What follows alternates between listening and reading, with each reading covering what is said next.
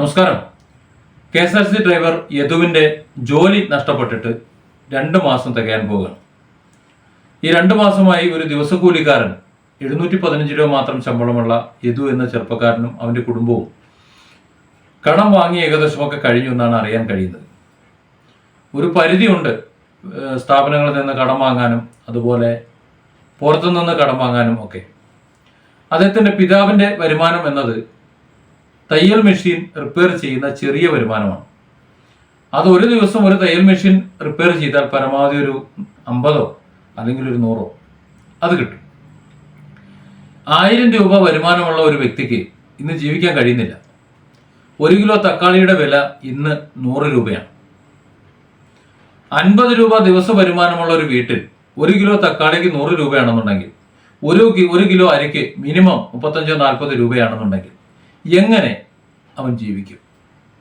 ഞാൻ ചോദിക്കുന്ന ചോദ്യം നിങ്ങൾ ചിന്തിക്കുക. 50 രൂപ ശരാശരി ഒരു മാസ വരുമാനം ഇല്ലാത്ത ഒരവസ്ഥയാണ് യദുവിൻ്റെ വീട്ടിൽ. അതായത് യദുവിൻ്റെ പിതാവിൻ്റെ 80 വയസ്സുള്ള ഒരു വയോവൃദ്ധനാണ്. അദ്ദേഹത്തിൻ്റെ ആ ഒരു ജോലി കൊണ്ട് ഇന്ന് കഴിഞ്ഞു പോകേണ്ട ഒരു അവസ്ഥ. പലരും ചോദിക്കുന്നുണ്ട്, നിങ്ങൾ KSRTCയിലെ ആ 10,000 രൂപ ഡെപ്പോസിറ്റ് ചെയ്ത പണം തിരിച്ചു വാങ്ങിയിട്ട് ഏതെങ്കിലും പ്രൈവറ്റ് ബസ്സിൽ കൂടെ എന്ന്. അതാണ് KSRTCയുടെയും അല്ലെങ്കിൽ KB ഗണേഷ് കുമാറിൻ്റെയും ഒക്കെ ആവശ്യം. ഇവിടുത്തെ മന്ത്രിസഭയുടെ ഒക്കെ ആവശ്യം അതാണെന്നാണ് എനിക്ക് തോന്നുന്നത്. പക്ഷെ അങ്ങനെ ചെയ്യുമ്പോൾ യദു തെറ്റ് സമ്മതിച്ചുകൊണ്ട് പുറത്തേക്ക് പോയല്ലേ, അത് നീതിയല്ലല്ലോ, ഒരു ഒളിച്ചോട്ടമാണ്. അതല്ല വരേണ്ടത്. കേരളത്തിലെ പ്രബുദ്ധരായ ജനങ്ങളാണ് ഞാനും നിങ്ങളുമൊക്കെ എന്നാണ് നമ്മളൊക്കെ കരുതിയിരിക്കുന്നത്. ഇത് ഇപ്പോൾ 2 മാസം കഴിഞ്ഞത് കൊണ്ട്, ചിത്രത്തിൽ മാഞ്ഞു പോയത് കൊണ്ട് എന്തിനാണ് നമ്മൾ മിണ്ടാതിരിക്കുന്നത്? നാളെ ഇതേ അവസ്ഥ നമ്മളിൽ ഒരാൾക്ക് വരാൻ സാധ്യതയില്ലേ?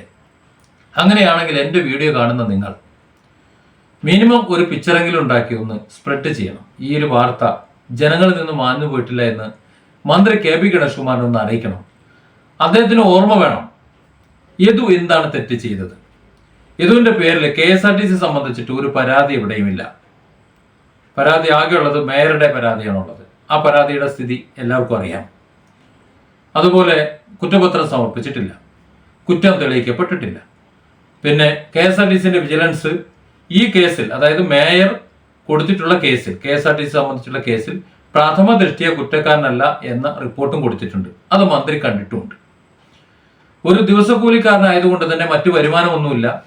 പിന്നെ സസ്പെൻഷൻ ആണെന്നുണ്ടെങ്കിൽ, സർക്കാർ ജോലിക്കാരാണെങ്കിൽ പകുതി പണം കിട്ടും, അതും ഇവിടെ കിട്ടാനില്ല. പിന്നെ കീഴോട്ട് വീട്ടിൽ നിന്ന് എന്തെങ്കിലും ചെലവിന് യദുവിന് കൊടുക്കുന്നുമില്ല. ഇതൊന്നുമില്ല. ഇതാണ് നിലവിലുള്ള അവസ്ഥ എന്ന് പറയുന്നത്. ഈ അവസ്ഥയിൽ യദു എങ്ങനെ കഴിഞ്ഞു പോകുന്നു എന്ന് മന്ത്രി KB ഗണേഷ് കുമാർ ചിന്തിക്കേണ്ടതല്ലേ? അദ്ദേഹം അറിയണ്ടേ? 4 തലമുറ തിന്നാനുള്ള പണം അദ്ദേഹത്തിന്റെ കയ്യിലുണ്ടെങ്കിൽ അദ്ദേഹത്തിന് ഇത് കണ്ടില്ലെന്ന് നടിച്ചിരിക്കാൻ പറ്റും. ഇത് അദ്ദേഹത്തിന്റെ ഫോക്കസ് ചെയ്യുന്നത് കേരളത്തിലെ ഏറ്റവും നല്ല മന്ത്രി, കഴിവുള്ള മന്ത്രി, പ്രതികരിക്കാൻ കഴിവുള്ള മന്ത്രിയാണ് അദ്ദേഹം. മുഖ്യമന്ത്രി ഒഴികെ മറ്റുള്ളവർ വകുപ്പുകൾ സംസാരിക്കുമ്പോൾ മുഖ്യമന്ത്രിയോടോ മറ്റ് ആൾക്കാരോടോ ഒക്കെ ചോദിച്ചിട്ട്, പാർട്ടി ഓഫീസിൽ ചോദിച്ചിട്ട് മാത്രമേ സംസാരിക്കാറുള്ളൂ. എന്നാൽ KB ഗണേഷ് കുമാർ അങ്ങനെയല്ല. KB ഗണേഷ് കുമാർ അദ്ദേഹം സോഷ്യൽ മീഡിയയിലൂടെയും അല്ലാതെയും ഒക്കെ കൃത്യമായി പ്രതികരിക്കുന്ന ആളാണ്. പത്രക്കാരോട് വളരെ സ്പഷ്ടമായ മറുപടി പറയുന്ന ആളാണ്. ആ ഒരു അവസ്ഥയിൽ അദ്ദേഹം ഇത് ചിന്തിക്കേണ്ടതല്ല, അറിയേണ്ടതല്ലേ? 2 മാസമായി ഒരു ചെറുപ്പക്കാരൻ KSRTCയിലെ താൽക്കാലിക ജീവനക്കാരന് വരുമാനമില്ലാതെ നിൽക്കുകയാണ്. എന്ത് ആണ് അദ്ദേഹത്തിന് സമാധാനം പറയാൻ പറ്റുക? പോലീസ് റിപ്പോർട്ട് വരട്ടെ എന്നാണ് പറയുന്നത്. പോലീസ് റിപ്പോർട്ട് എന്ന് വരുമെന്നാണ് പറയുന്നത്. മേയർ യദു കേസിലെ മേയർ കൊടുത്തിട്ടുള്ള പരാതി ഇനി പോലീസ് അന്വേഷിച്ച് അതിന് കേസ് ഷീറ്റ് കൊടുത്ത് അത് കോടതിയിൽ വന്ന് അത് വിചാരണയൊക്കെ നടത്തി, പിന്നെ അത് യദു നിരപരാധിയാണെന്ന് തെളിഞ്ഞ്, അല്ലെങ്കിൽ യദു കുറ്റക്കാരനെ തെളിഞ്ഞ്, എന്നിട്ട് അന്ന് മറുപടി പറയാം എന്നാണോ പറയുന്നത്? എത്ര വർഷമെടുക്കും? അതുവരെ ഈ ചെറുപ്പക്കാരൻ എങ്ങനെ ജീവിക്കണം? അതുകൂടി മന്ത്രി ഗണേഷ് കുമാർ പറയണം. പാവങ്ങൾക്ക് വേണ്ടി സംസാരിക്കുന്നുണ്ട്. പല സ്ഥലത്തും വഴിയില്ലാത്തതിന്റെ പേരിൽ ചെന്ന് വഴി ഉണ്ടാക്കി കൊടുക്കുന്നുണ്ട്. വീട് തകർന്നവന് വീട് വെച്ചു കൊടുക്കുന്നുണ്ട്. അനാഥ ജന്മങ്ങൾക്ക് അല്ലെങ്കിൽ അതുപോലെ വഴിയാധാരമായി പോയവർക്ക് വീടുണ്ടാക്കി പിതാവിന്റെ സ്ഥാനത്ത് നിന്നുകൊണ്ട് പരിപാലിച്ചു കൊടുക്കുന്നുണ്ട്. അതുപോലെ മറ്റെല്ലാ രീതിയിലും സഹകരിച്ചു കൊടുക്കുന്നുണ്ട്. അദ്ദേഹത്തിന്റെ വ്യക്തി ജീവിതത്തിൽ എന്തൊക്കെയോ കുറെ ആരോപണങ്ങളും കാര്യങ്ങളും ഉണ്ട്. അതിന്റെ സത്യാന്വേഷണങ്ങൾക്ക് ഞാൻ ഇവിടെ ഒരു പോസ്റ്റ്മോർട്ടം നടത്തുന്നില്ല. ജനങ്ങൾക്ക് വേണ്ടിയിട്ട് പ്രവർത്തിക്കാൻ കഴിയുന്ന ഒരാൾ തന്നെയാണ് അദ്ദേഹം. ആ കാര്യത്തിൽ സംശയമൊന്നുമില്ല. അദ്ദേഹം ആരെയാണ് പേടിക്കുന്നത്? മന്ത്രി എന്ന നിലയിൽ അദ്ദേഹം കൃത്യമായി നീതിപൂർവ്വം നടപടിയെടുത്തിട്ട് ഒരു ദിവസം ജനങ്ങളെ കൊണ്ട് നല്ലത് പറയിച്ചിട്ട് പൊക്കൂടെ. ഇപ്പൊ തന്നെ നല്ല രീതിയിൽ സംസാരിക്കാൻ കഴിയുന്ന നല്ലതെന്ന് പറഞ്ഞുകൊണ്ടിരിക്കുന്നുണ്ട്. കെ പി ഗണേഷ്കുമാർ മോശം മന്ത്രിയൊന്നുമല്ല, നല്ല മന്ത്രി തന്നെയാണ്. ആരെയാണ് അദ്ദേഹം പേടിക്കുന്നത്?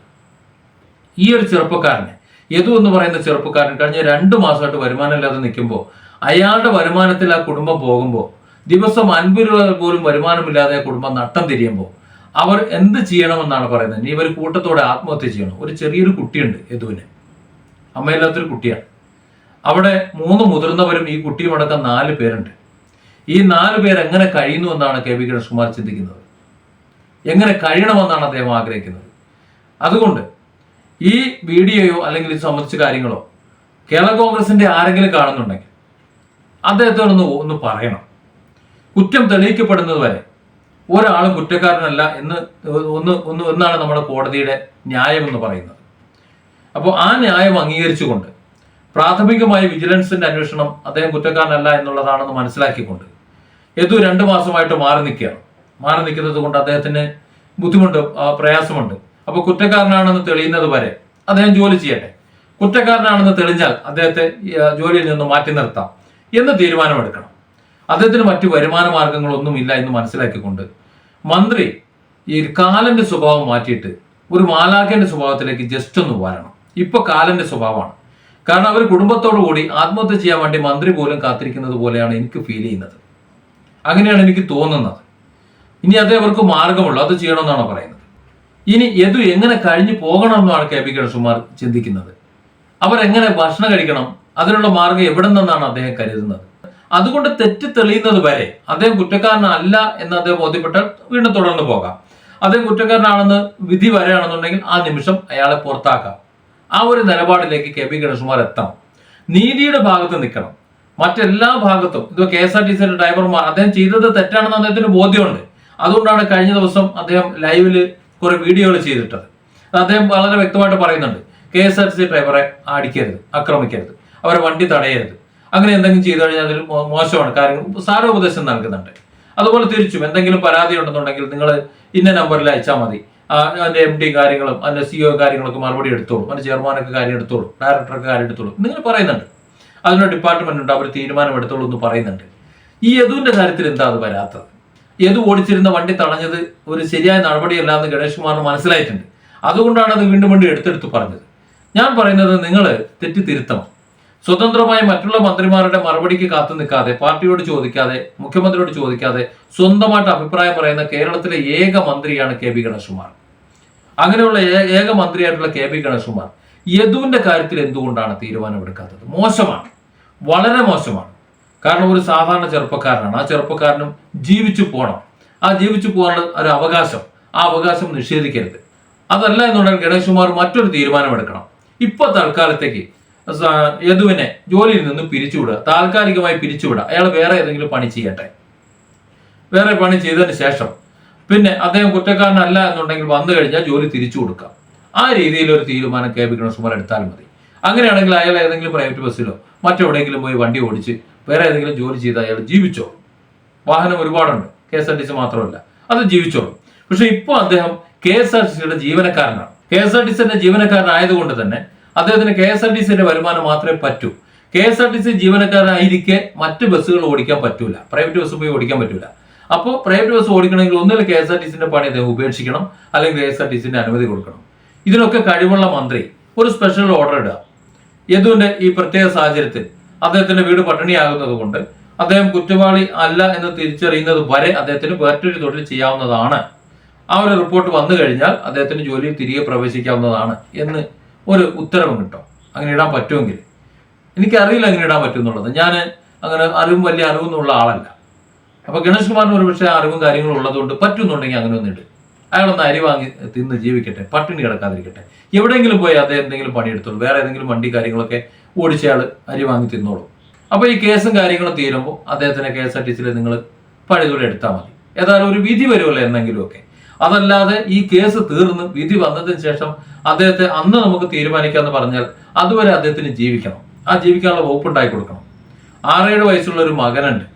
അതുപോലെ വയസ്സ് 80-70 വയസ്സുള്ള 2 വയോവൃദ്ധരാ വീട്ടിലുണ്ട്. പിന്നീട് ചെറുപ്പക്കാരനായിട്ട് ഏതു മാത്രമാണ് അവിടെ ഉള്ളത്. എങ്ങനെ കഴിയുമെന്നാണ് പറയുന്നത് ഒരു കുടുംബം? അത് വെള്ളിക്കരണ്ടിയിൽ ജനിച്ച് 4 തലമുറ തിന്നാനുള്ളത് ഒരു അധ്വാനം എടുത്തില്ല എന്നുണ്ടെങ്കിലും അതിനേക്കാൾ മേലെ ഒരു പക്ഷേ 40 തലമുറ തിന്നാനുള്ള സമ്പാദ്യം ഉള്ളവർക്ക് അത് മനസ്സിലാക്കണമെന്നില്ല. സമ്പാദ്യം ഉള്ളതിന്റെ കുറ്റപ്പെടുത്തലല്ല ഞാൻ കുറ്റപ്പെടുത്തുന്നത്. നിങ്ങൾക്ക് ആ വിശപ്പിന്റെ ഇത് മനസ്സിലാവില്ല. അത് മനസ്സിലാകുന്നു എന്ന് വെറുതെ പറയുന്നതാണ്. യദുവിന്റെ വീട്ടിൽ വിശപ്പിന്റെ വില ഞാൻ അറിയുന്നുണ്ട്. അത് അറിയുന്നത് കൊണ്ടാണ് ഞാൻ ഈ വീഡിയോ ചെയ്യുന്നത്. അതുകൊണ്ട് ഗണേഷ് കുമാർ ഇനിയും ഒരു തീരുമാനമെടുക്കാൻ ഒരിക്കലും അമാന്തിക്കരുത്. പെട്ടെന്ന് തന്നെ തീരുമാനമെടുത്ത് അദ്ദേഹത്തിന് ഒരു ജോലി കൊടുത്ത് ഒരു വരുമാനത്തിനുള്ള ഒരു മാർഗം ഉണ്ടാക്കി ജീവിക്കാനുള്ള സാഹചര്യം ഒരുക്കണമെന്നാണ് എനിക്ക് പറയാനുള്ളത്.